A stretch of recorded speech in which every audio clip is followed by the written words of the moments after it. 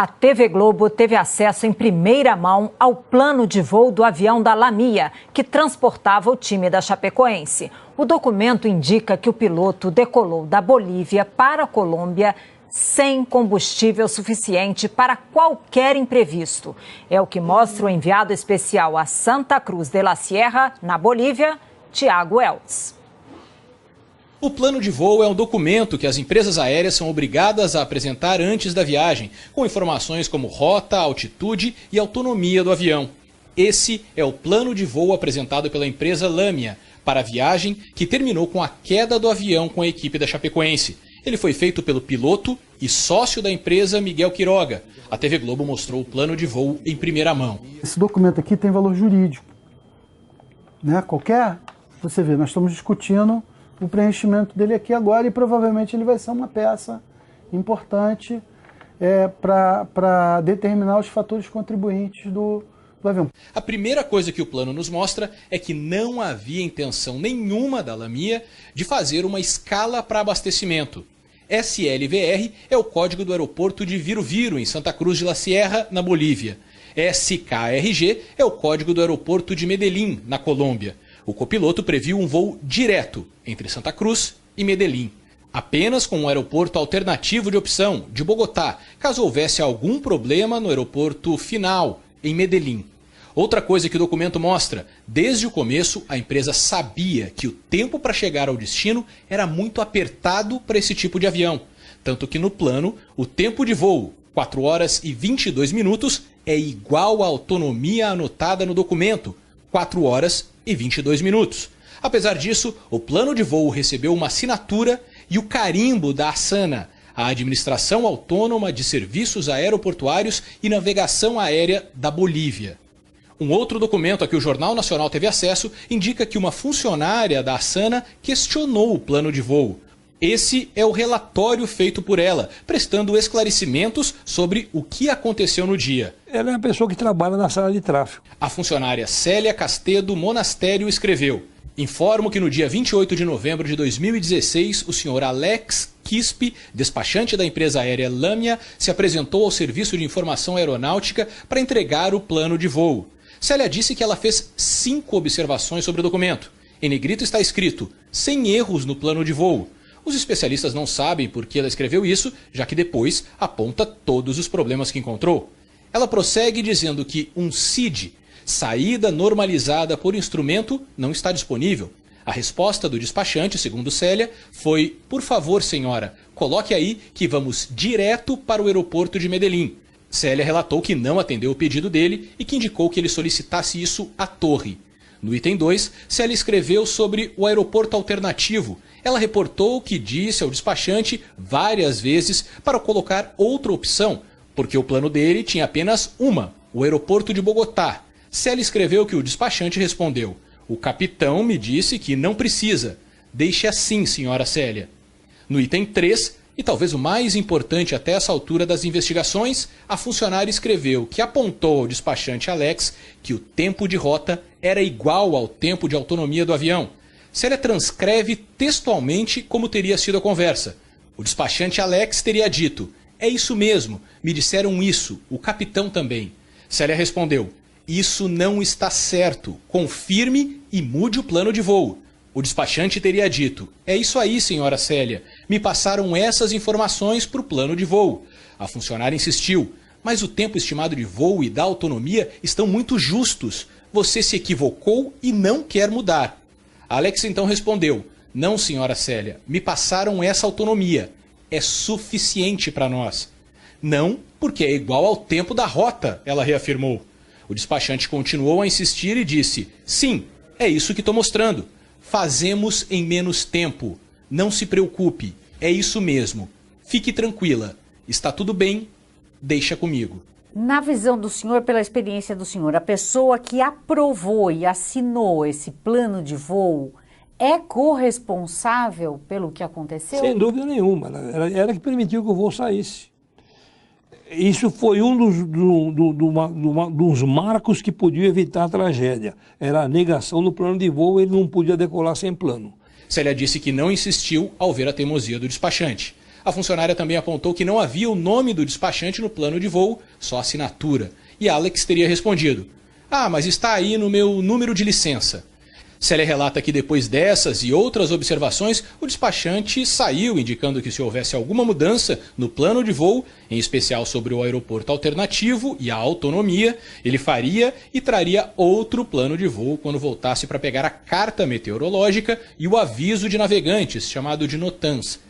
A funcionária escreve que Alex voltou aproximadamente 30 minutos depois, pegou todas as informações do voo e indicou que manteve o mesmo plano de voo sem nenhuma mudança. Célia disse que demonstrou seu incômodo e finalizou: "Muitas vezes os despachantes não levam a sério as nossas observações." Esse é o prédio da Asana de Santa Cruz, ele fica junto à torre de controle do Aeroporto Internacional de Viru-Viru. Foi aqui que a funcionária contou que teve a conversa com o despachante da Lamia. O que ninguém do governo boliviano ainda conseguiu explicar é se essa funcionária deveria ter impedido o voo de sair. E se ela não tinha autoridade para isso, quem deveria ter barrado o avião? Hoje à tarde, depois da divulgação dos documentos, o governo boliviano afastou os diretores da Asana e da DGAC, a Agência de Aviação Civil da Bolívia.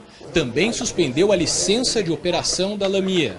Por telefone, o médico Alan Drill Roca, que é cunhado do piloto Miguel Quiroga, falou sobre a experiência do piloto do avião, que era chamado de Mickey. Mickey fez um curso na Força Aérea dos Estados Unidos. E esse tipo de avião, Avro RJ-85, com o que teve o acidente, quando ele era piloto desse avião na Força Aérea, também fez um curso na Holanda, na Inglaterra, porque eles são fabricados na Inglaterra, na Suíça e na Alemanha. A esposa tem todos os certificados, todos os exames dele, porque ele foi habilitado na Alemanha como piloto instrutor desse tipo de aeronave. Ou seja, Miguel era muito preparado na parte profissional como piloto. Além de ser instrutor de voo, ele era dono de uma empresa, de uma escola de aviação aqui na Bolívia, que prepara muitíssimos pilotos da Colômbia, do Peru, vem muitos da Bolívia. Mickey também tinha que estar a cada 6 meses fazendo um simulador de voo na Suíça. Então ele viajava constantemente para fazer provas desse tipo de aeronave. E agora trabalham com muitas hipóteses do acidente. Disso nós não podemos falar, porque essa é da parte, não está em nossas mãos. O tema de investigação do acidente é questão de gente que realmente conhece e é profissional nessas coisas, não? Eu sou médico. Na verdade, não poderia nem sequer falar sobre essas coisas e me parece que as pessoas adequadas para falar desses acidentes são os peritos nessa questão de aeronáutica, não? Então temos que esperar um resultado correto desses tipos de profissionais que estão a cargo das investigações do acidente.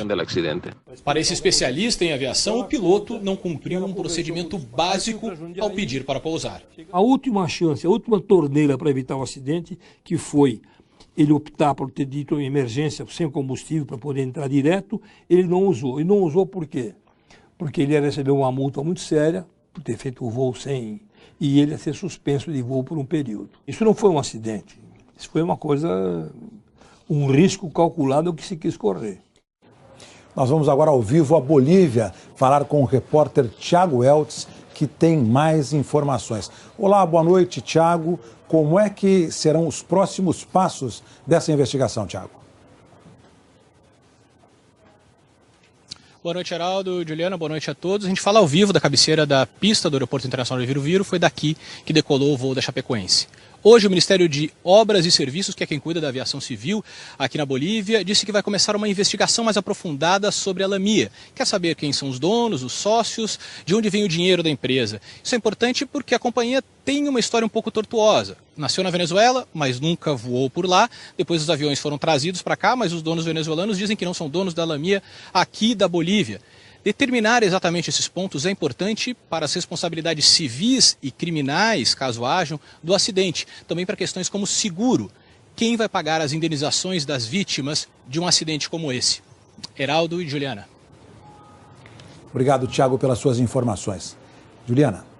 A empresa Lamia, proprietária do avião, era pequena e o piloto do voo da Chapecoense era o dono da companhia. Uma empresa nova, com apenas 7 anos, um único avião em operação. E o piloto, no dia da queda, era o próprio dono.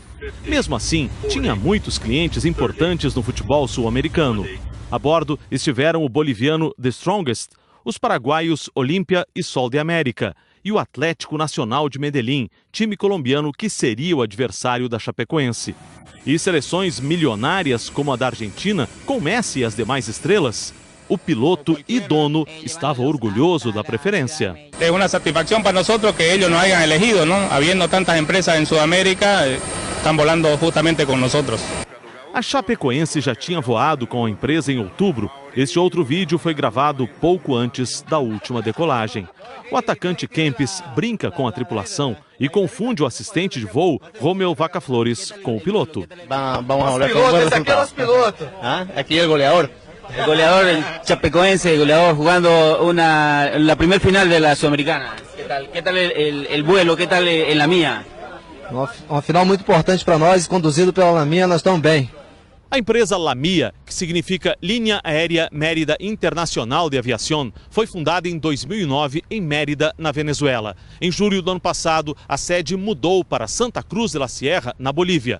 A empresa fez 6 pedidos para voar no Brasil. 4 foram negados pela ANAC, a Agência Nacional de Aviação. O último foi justamente o da Chapecoense. O motivo? A sede da empresa não era nem na origem nem no destino dos voos, como determinam as regras internacionais. O avião tinha capacidade para percorrer 3.000 quilômetros. De Santa Cruz de la Sierra a Medellín são 2.985. O porta-voz da Lamia, Mário Pacheco, disse que essa capacidade de voo pode variar. Depende muito dos níveis de voo que utiliza a aeronave. Por isso, a parte técnica vai ser a que determine em que níveis de voo estava e como podia melhorar a autonomia. A TV Globo teve acesso em primeira mão ao plano de voo do avião da Lamia, que transportava o time da Chapecoense. O documento indica que o piloto decolou da Bolívia para a Colômbia sem combustível suficiente para qualquer imprevisto.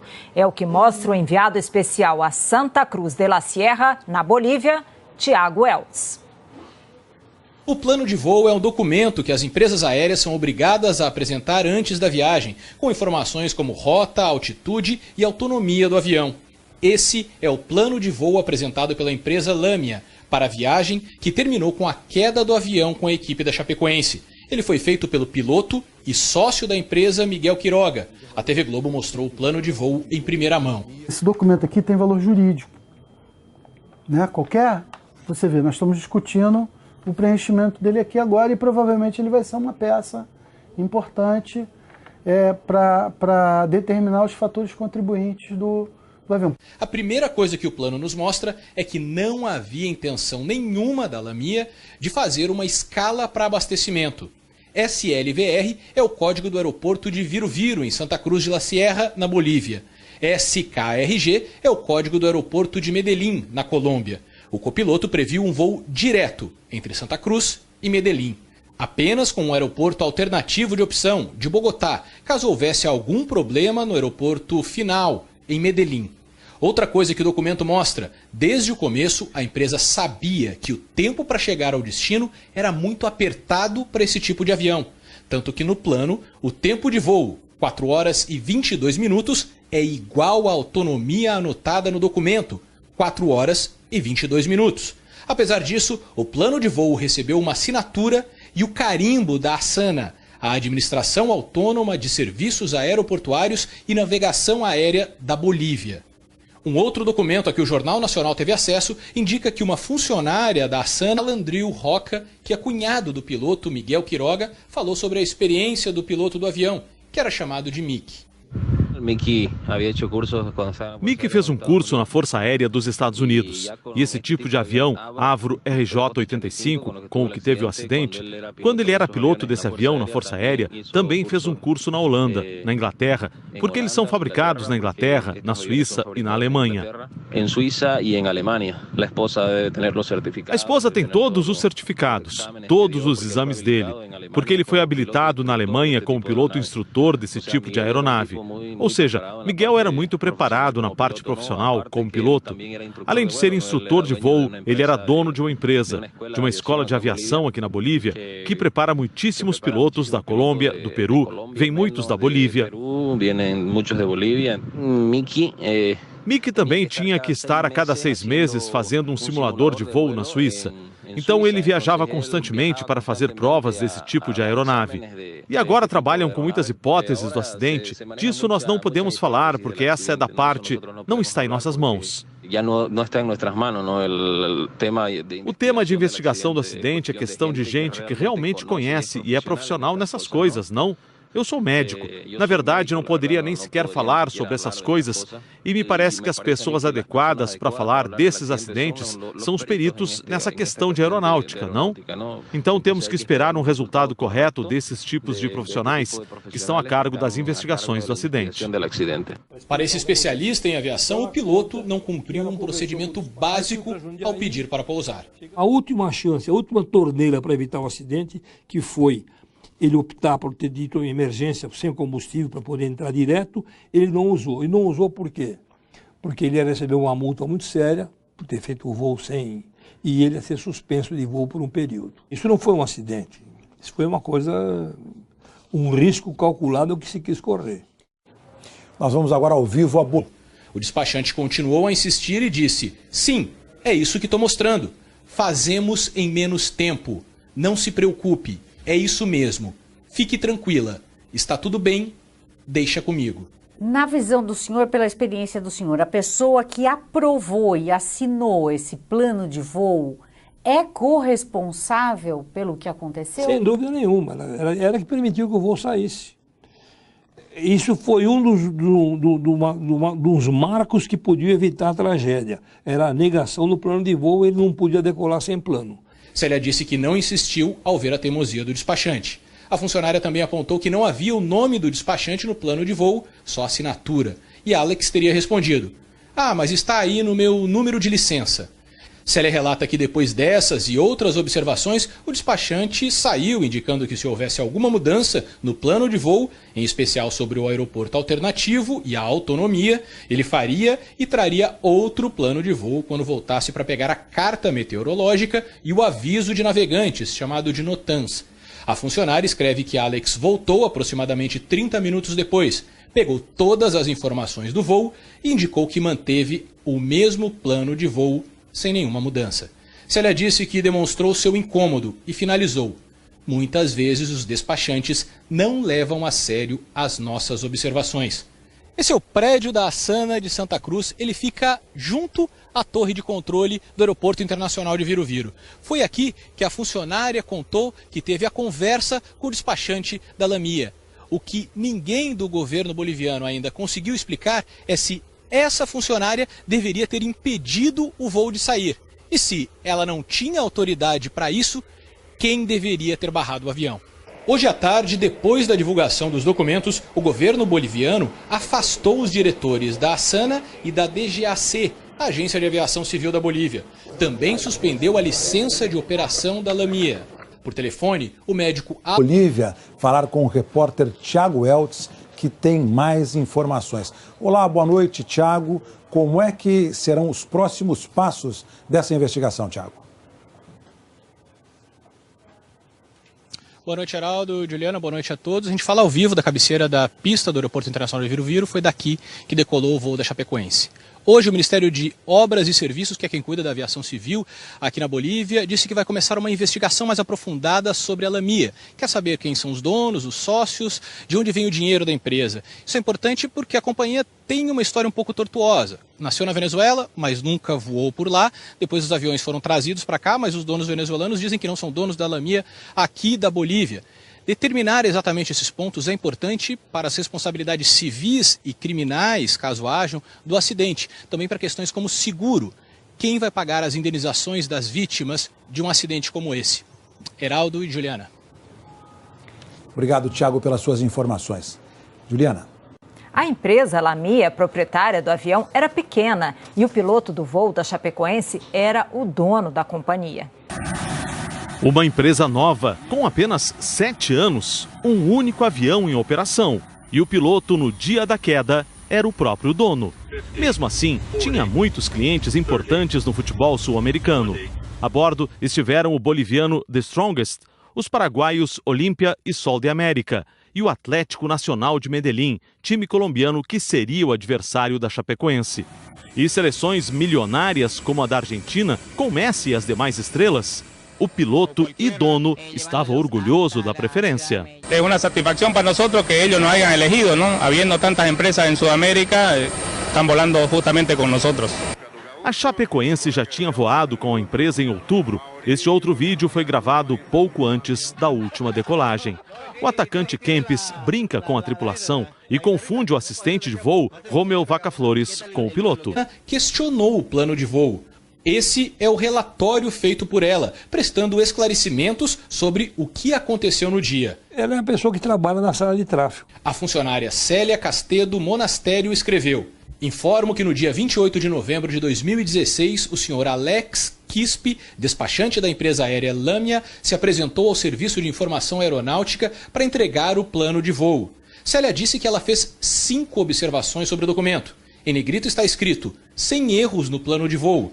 Os especialistas não sabem por que ela escreveu isso, já que depois aponta todos os problemas que encontrou.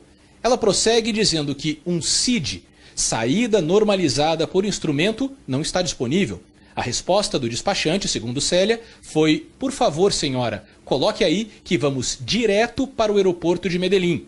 Célia relatou que não atendeu o pedido dele e que indicou que ele solicitasse isso à torre. No item 2, Célia escreveu sobre o aeroporto alternativo. Ela reportou que disse ao despachante várias vezes para colocar outra opção, porque o plano dele tinha apenas uma, o aeroporto de Bogotá. Célia escreveu que o despachante respondeu: o capitão me disse que não precisa. Deixe assim, senhora Célia. No item 3, e talvez o mais importante até essa altura das investigações, a funcionária escreveu que apontou ao despachante Alex que o tempo de rota era igual ao tempo de autonomia do avião. Célia transcreve textualmente como teria sido a conversa. O despachante Alex teria dito: é isso mesmo, me disseram isso, o capitão também. Célia respondeu: isso não está certo, confirme e mude o plano de voo. O despachante teria dito: é isso aí, senhora Célia, me passaram essas informações para o plano de voo. A funcionária insistiu: mas o tempo estimado de voo e da autonomia estão muito justos. Você se equivocou e não quer mudar. Alex então respondeu: não, senhora Célia, me passaram essa autonomia.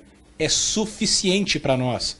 Não, porque é igual ao tempo da rota, ela reafirmou.